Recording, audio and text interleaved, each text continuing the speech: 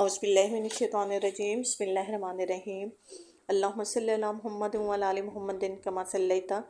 अला इब्राहीम व अला आलि इब्राहीम इन्नका हमीदुम मजीद अल्लाहुम्मा बारिक अला मुहम्मद व अला आलि मुहम्मदिन कमा बारकता अला इब्राहीम व अला आलि इब्राहीम इन्नका हमीदुम मजीद। अल्लाह ताला दुरूद पाक के सदक़े हमारी परेशानियों को आसानियों में बदल दे और अल्लाह ताला नबी करीम सल्लल्लाहु अलैहि वसल्लम की मोहब्बत हमारे दिलों में पैदा फरमाए, आमीन। रमज़ानुल मुबारक के हवाले से हमारी ये वीडियो है। वेलकम टू मुसलमान हूँ जी, मुसलमान हूँ जी में आप सबको खुश आमदीद। रमज़ानुल मुबारक के अहकाम और फ़ज़ाइल, कौन सी आयत में रमज़ानुल मुबारक का हुक्म दिया गया। सूरतुल बक़रा की आयत है 183 से 187 तक। मरकज़ी आयत हमारे पास 185 है। इसमें हम बताएंगे कि कौन लोग रोज़े रख सकते हैं, कौन छोड़ सकते हैं, कौन सी रोज़े के मुतल्लिक़ कहा जो है वो मनसूख हो चुकी है और कौन से अहकाम इसके मनसूख हो चुके हैं, किन को अल्लाह ताला ने कितनी राहत दी है, रोज़ा कब रखना चाहिए, कब खोलना चाहिए, सारी हम शेयर करेंगे। इसके अलावा रमज़ानुल मुबारक की जो आयत अल्लाह ताला ने सूरतुल बक़रा में नाजिल फरमाई हैं, हम उनका तर्जुमा भी देखेंगे। तर्जुमे के बाद लफ्ज़ी तर्जुमा और तफसीर, मेन चीज़ क्या है तफसीर। तर्जुमे से वो ख़ास बात पता नहीं चलती जो तफसीर के अंदर हमें पता चलती है, तो इसलिए आप सबसे गुजारिश है कि आपने तफसीर जो है वो गौर से सुननी है, लफ्ज़ी तर्जुमा गौर से देखना है, ताकि लफ्ज़ी तर्जुमे से हमें पता चलता है कि कुरान पाक के कौन सी आयत ज़रूरी है और कौन सी ज़रूरी नहीं है, मतलब इसका क्या है। तो सबसे पहले देखते हैं रोज़ों की फ़र्ज़ियत, आयत नंबर 183 सूरत बक़रा। या अय्युहल्लज़ीना आमनू कुतिबा अलैकुमुस्सियाम कमा कुतिबा अलल्लज़ीना मिन क़ब्लिकुम लअल्लकुम तत्तक़ून। ए ईमान वालो, तुम पर रोज़े फ़र्ज़ किए गए हैं जिस तरह तुमसे पहले लोगों पर फ़र्ज़ किए गए थे, ताकि तुम परहेज़गार बन जाओ। तफसीर हम बाद में देखेंगे। इसकी मरकज़ी आयत जो मैंने आपको बताया वो है 185। शहर रमज़ान अल्लज़ी उन्ज़िला फ़ीहिल कुरान हुदन लिन्नासी व बय्यिनातिम मिनल हुदा वल फ़ुरक़ान। हाँ जी, मरकज़ी आयत का तर्जुमा देखिए मेरे साथ मिलकर। रमज़ान का महीना वो है जिसमें कुरान नाजिल किया गया, जो लोगों के लिए हदायत है और जिसमें रहनुमाई करने वाली और हक़ और बातिल में फ़र्क करने वाली रोशन निशानियाँ हैं। ये सूरतुल बक़रा की मरकज़ी आयत है जो कि रमज़ानुल मुबारक के मुतल्लिक़ नाजिल हुई है। इसके साथ ही मैं आपको बताऊंगी कि रमज़ानुल मुबारक की कौन सी आयत है जो अल्लाह ताला ने मनसूख कर दी है और कौन सी आयत हैं जो अल्लाह ताला ने आपको सारी ज़िंदगी के लिए उसके काम फ़र्ज़ कर दिए गए हैं। किस उम्र में रोज़ा रखना चाहिए, रखना शुरू करना चाहिए और कब तक हमें रोज़े रखने चाहिए। इसके अलावा बहुत सारे लोग मसाइल का शिकार करते हैं कि जी सहरी का टाइम ख़त्म कब तक होता है, कब तक इंसान खा पी सकता है, ये भी हम इसके अंदर शेयर करेंगे। और रोज़ा खोलना किस वक्त चाहिए, ये चीज़ें भी हम इसके अंदर शेयर करेंगे। तो हम इसका लफ्ज़ी तर्जुमा शुरू करते हैं और लफ्ज़ी तर्जुमे के बाद तफसीर देखते हैं और फिर आपको ये सारी चीज़ें बताते हैं। बिस्मिल्लाहिर्रहमानिर्रहीम। या शुहा ए अल्लज़ीना, वो लोग जो आमनु ईमान लाए, कुतिबा फ़र्ज़ किए गए, अलैकुम तुम पर, अस्सियामु रोज़े,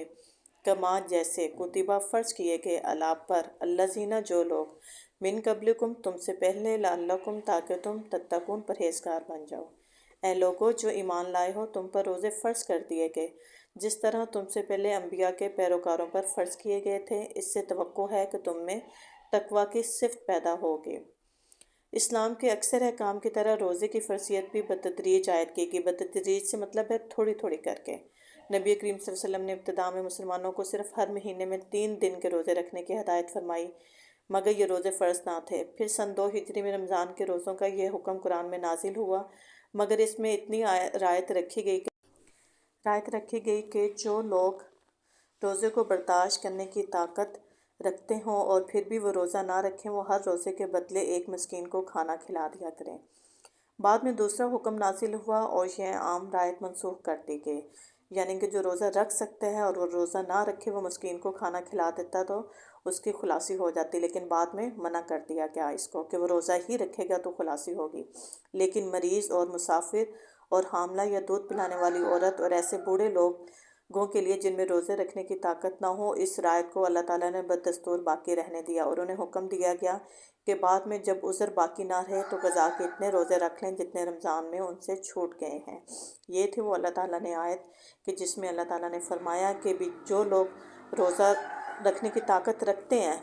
पहले क्या होता था कि वो फ़िदिया दे देते थे एक रोज़े का कि मस्कीन को खाना खिला के, तो उनकी वो खुलासी हो जाती थी, यह उनका कफ़ारा था। लेकिन बाद में अल्लाह ताला ने इस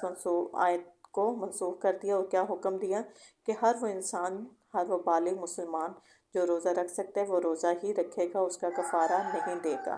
جن لوگوں کو چھوٹتی ان کو بھی بعد میں حکم ہے کہ بعد میں اپنے روزے پورے کرے۔ ایامن چند دن معدوداتن گنتی کے، فمن پس جو کانا ہو منکم تم میں سے مریضن مریض بیمار، او یا علی سفر پر فیدتن تو گنتی کے، ایامن اخرى دوسرے بعد میں والا اور پر، الذین جو لوگ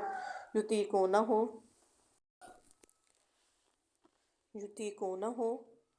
طاقت رکھتے ہیں، فدیۃ بدلہ طعام کھانا مسکین نادار، فمن پس جو تطوع خوشی سے کرے خیرن کوئی نیکی، فہو تو وہ خیر لہ بہتر اس کے لیے، وان اور اگر تصوموا تم روزہ رکھو خیر لکم بہتر تمہارے لیے، ان اگر کنتم تم ہو تعلمون جانتے ہو۔ چند مقرر دنوں کے روزے ہیں، اگر تم میں سے کوئی بیمار ہو یا سفر پر ہو تو دوسرے دنوں میں اتنی ہی تعداد پوری کر لے، اور جو لوگ روزہ رکھنے کی قدرت رکھتے ہوں پھر بھی نہ رکھیں تو وہ فدیہ دے۔ یہ وہ پہلا حکم ہے جس کے بارے میں آپ کو بتایا تھا۔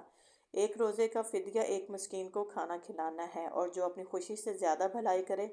تو یہ اسی کے لیے بہتر ہے، لیکن اگر تم سمجھو تو تمہارے حق میں اچھا یہی ہے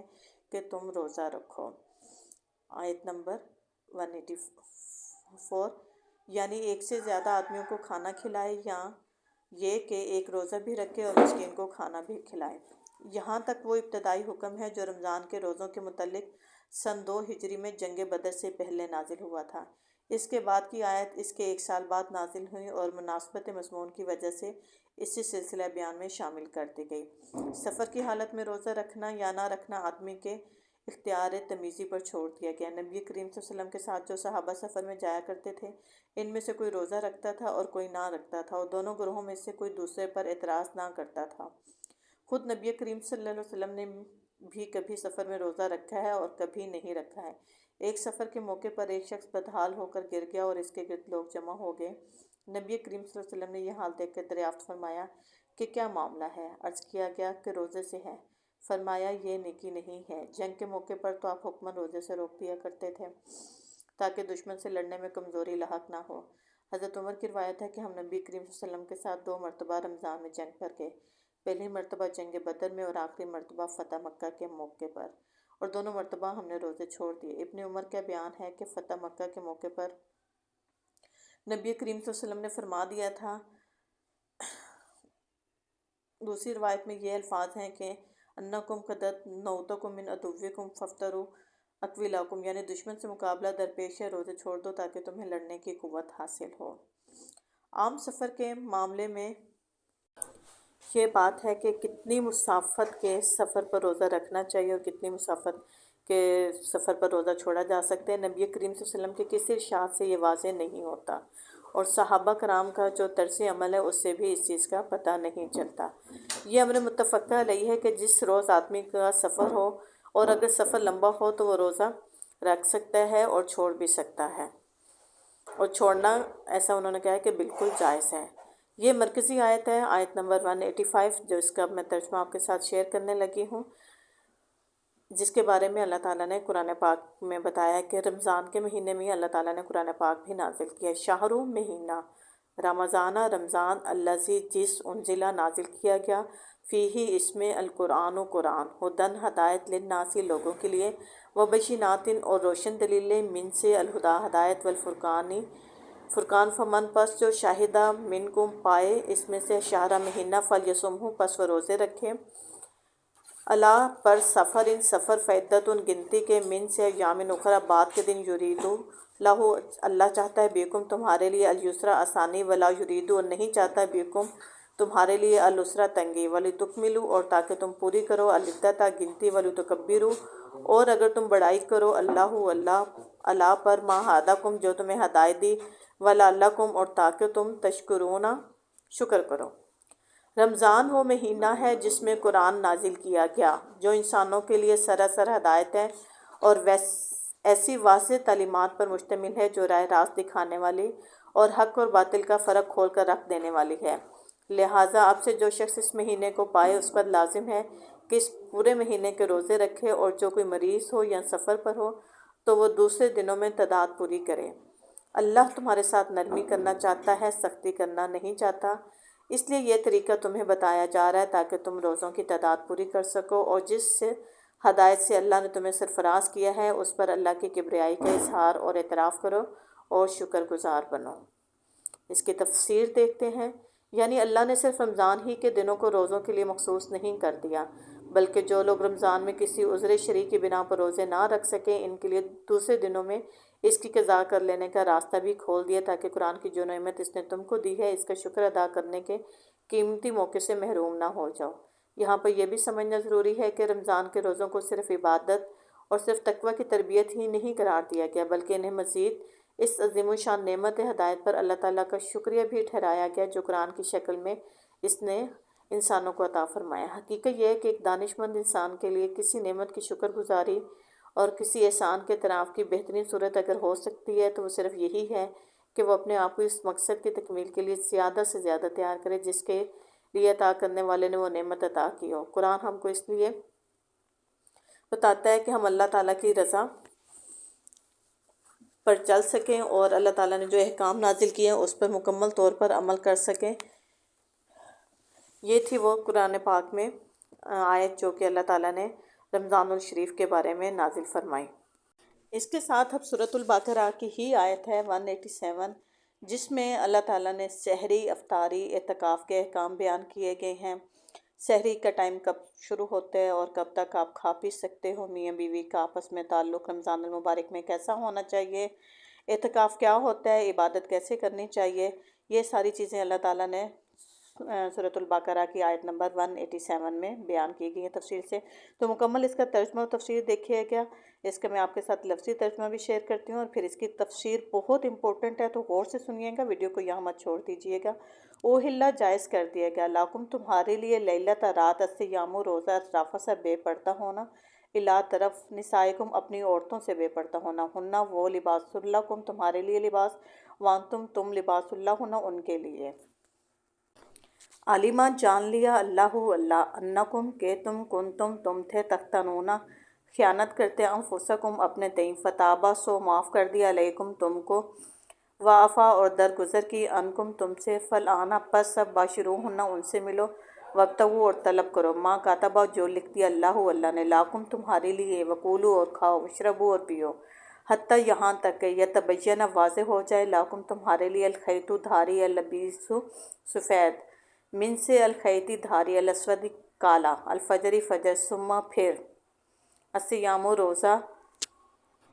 الا تک، اللیلی رات، ولا اور نہ، تباشروہن ان سے ملو، وانتم جب کہ تم عاکفون اعتکاف کرنے والے، فی المساجد مسجدوں میں، تلکا یہ حدود حدیں، اللہ ہی اللہ، فلا پس نہ تقربوہا اس کے قریب جاؤ، کذالک اسی طرح یبین واضح کرتا ہے اللہ آیاتہ ہی اپنے حکم للناسی لوگوں کے لیے، لعلہم تاکہ وہ یتقون پرہیزگار ہو جائیں۔ ترجمہ دیکھیں، تمہارے لیے روزوں کے زمانے میں راتوں کو اپنی بیویوں کے پاس جانا حلال کر دیا گیا ہے، وہ تمہارے لیے لباس ہیں اور تم ان کے لیے۔ اللہ کو معلوم ہو گیا کہ تم لوگ چپکے چپکے اپنے آپ سے خیانت کر رہے تھے، مگر اس نے تمہارا قصور معاف کر دیا اور تم سے درگزر فرمایا، اب تم اپنی بیویوں کے ساتھ شب باشی کرو اور جو لطف اللہ نے تمہارے لیے جائز کر دیا ہے اسے حاصل کرو، نیز راتوں کو کھاؤ پیو یہاں تک کہ تم کو سیاہی شب کی دھاری سے سپیدہ صبح کی دھاری نمایاں نظر آئے، تب یہ سب کام چھوڑ کر رات تک اپنا روزہ پورا کرو، اور جب تم مسجدوں میں اعتکاف ہو معتکف ہو تو بیویوں سے مباشرت نہ کرو، یہ اللہ کی باندھی ہوئی حدیں ہیں، ان کے قریب بھی نہ پھٹکنا۔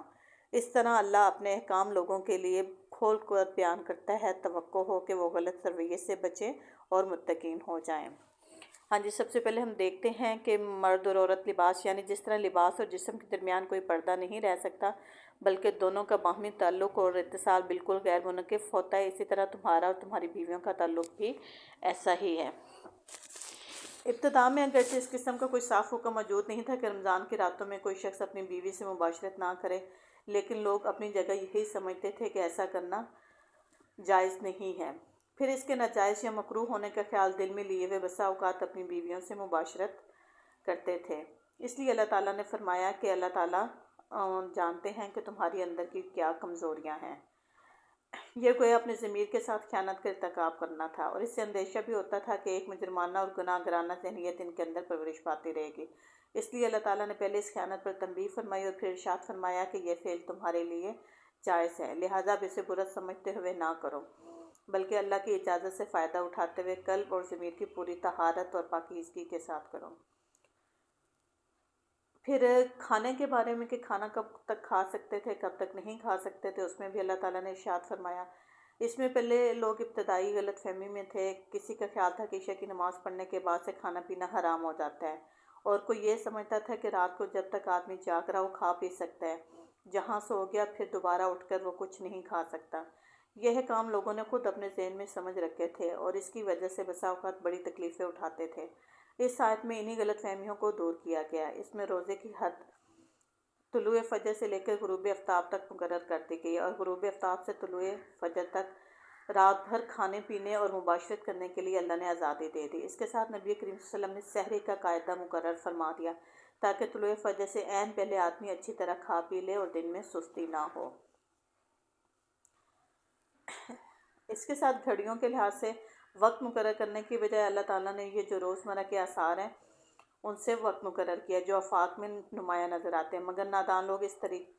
توقیت پر عموماً اعتراض کرتے ہیں۔ حقیقت میں قطبین کے طور پر نہ تو 6 مہینوں کے رات ہوتے ہیں، نہ وہ 6 مہینوں کے دن ہوتے ہیں، خواہ وہ دن کا دور ہو یا رات کا دور ہو۔ جب گھڑیوں کا رواج عام نہیں تھا تب بھی فن لینڈ، ناروے اور گرین لینڈ وغیرہ ملکوں کے لوگ اپنے اوقات معلوم کرتے ہی تھے، اور اس کے آثار کیا چیز ہوتے تھے؟ یہی افق کے آثار ہوتے تھے۔ لہٰذا جس طرح دوسرے تمام معاملات میں ان کے لیے تعین کیا جاتا تھا، اس لیے سحری کا تعین بھی کیا جاتا تھا۔ قرآن پاک نے سحری کے اوقات کوئی منٹ کوئی سیکنڈ مقرر کر کے نہیں رکھے، لیکن یہاں پر زیادہ تر جو فرقہ واریت چل پڑی ہے ان فرقہ واریت نے اس کے اندر شدت اختیار کر لی ہے، اور چند سیکنڈ اوپر نیچے ہونے سے روزے کو استغفر اللہ مکروہ تک قرار دینے سے باز نہیں آتے، جس کا اللہ تعالیٰ نے قرآن پاک میں دور دور تک بھی کوئی ذکر نہیں کیا۔ اللہ تعالیٰ کی ذات ایسی نہیں ہے کہ چند منٹ یا چند سیکنڈ اوپر نیچے ہونے سے روزہ مکروہ یا ضائع کرتے۔ تو اس لیے یہ چیزیں بولنے سے پہلے، کسی کو کہنے سے پہلے آپ قرآن پاک سے رجوع کر لیا کریں کہ قرآن پاک اس معاملے میں کیا فرماتا ہے، تب آپ کسی دوسرے کو یہ حکم دیا کریں۔ رات تک روزہ پورا کرنے سے مراد یہ ہے کہ جہاں رات کی سرحد شروع ہوتی ہے وہیں تمہارے روزے کی سرحد ختم ہو جائے، اور ظاہر ہے رات کی سرحد غروب آفتاب سے شروع ہوتی ہے، لہٰذا غروب آفتاب ہی کے ساتھ افطار کر لینا چاہیے۔ سحر اور افطار کی صحیح علامت یہ ہے کہ جب رات کے آخری حصے میں افق کے مشرقی کنارے پر سفید صبح کی باریک سی دھاری نمودار ہو کر اوپر بڑھنے لگے تو سحری کا وقت ختم ہو جاتا ہے، اور جس وقت رات کی سیاہی بڑھ کر دھارے سے اوپر آنے شروع ہو جائے تو افطار کا وقت شروع ہو جاتا ہے۔ اب اس میں چند سیکنڈ اوپر نیچے ہونے سے کہیں پر بھی اللہ تعالیٰ نے کچھ نہیں فرمایا۔ حدیث میں آتا ہے کہ نبی کریم صلی اللہ علیہ وسلم نے فرمایا اگر تم میں کوئی شخص سحری کھا رہا اور اذان کی آواز آ جائے تو فوراً چھوڑ نہ دے بلکہ اپنی حاجت بھر کر کھا پی لے۔ اسی طرح افطار کے وقت بھی جہاں پر افطار کا وقت شروع ہو جاتا ہے وہیں پر روزے کو مزید لمبا نہ کرنے کا حکم دیا گیا ہے۔ اعتکاف کرنے کا مطلب یہ ہے کہ آدمی رمضان کے آخری 10 دن مسجد میں رہے اور یہ دن اللہ کے ذکر کے لیے مختص کر دے، اس میں دنیا داری کے کاموں کو چھوڑ دے اور شہوانی لذتوں کو بھی اپنے آپ سے روکے رکھیں۔ اس کے جو امپورٹنٹ آیت کا آخری مطلب ہے وہ یہ ہے کہ ان حدوں سے تجاوز نہ کرو جو اوپر اللہ نے تمام حدیں بتا دی ہیں، ان کے قریب بھی نہ پھٹکنا، مطلب یہ نہیں کہا کہ ان سے دور رکھو، قریب بھی نہ آنا۔ اس کی اگزامپل میں آپ کو ایسے دیتی ہوں کہ جس وقت آپ نے انڈیا اور پاکستان کی سرحد میں، اس لیے کامن ملکوں کا نام لے رہی ہوں کہ ان دونوں ملکوں میں دشمنی بھی ہے، تو وہاں پہ آپ نے اکثر دیکھا ہوگا کہ ماہی گیروں یا چرواہے ہوتے ہیں تو وہاں پر پاس جاتے ہیں اور انہیں پتہ نہیں چلتا وہ انڈیا کے ملک میں چلے گئے ہیں، تو وہ کیا کرتے ہیں وہاں پر پکڑ لیے جاتے ہیں۔ اگر وہ سرحد کے قریب ہی نہ جاتے تو ان کے پکڑنے کی بھی وہاں پر کوئی صورت باقی نہیں رہتی، اس لیے اللہ نے بھی فرمایا کہ یہ جو حدیں ان کے قریب بھی نہ جاؤ، پھٹکو بھی نہیں، قریب جاؤ گے تو غلط کاموں میں شمار ہونے کا ڈر ہوتا ہے، شبہ ہوتا ہے کہ آپ پھنس سکتے ہو، اسی لیے اللہ تعالیٰ نے فرمایا کہ سرحدوں کے غلط کام کے سرحدوں کے قریب بھی نہیں جانا۔ اللہ نے حدود مقرر کر دی ہیں تو انہیں حدود تک ہی رہنا، ان سے پیچھے ہی رہنا، پاس نہیں آنا۔ تو یہ وہ احکامات تھے جو ہم نے اللہ تعالیٰ نے قرآن پاک میں بیان کیا، آپ کے ساتھ شیئر کیے۔ ویڈیو اچھی لگی، انفارمیشن اچھی لگی ہو تو لازمی دوسروں تک شیئر کریں، اس پر عمل بھی کریں تاکہ فرقہ واریت سے آپ لوگ بچ سکیں اور جو اسلام میں اللہ تعالیٰ نے صحیح احکام نازل کیے ہیں ان کے اوپر عمل درآمد ہو سکے۔ اللہ تعالیٰ آپ کا یہ رمضان اور ہمارا یہ رمضان بہت اچھے طریقے سے گزارے، ہمیں اپنی قیمتی دعاؤں میں یاد رکھیے گا۔ اللہ حافظ۔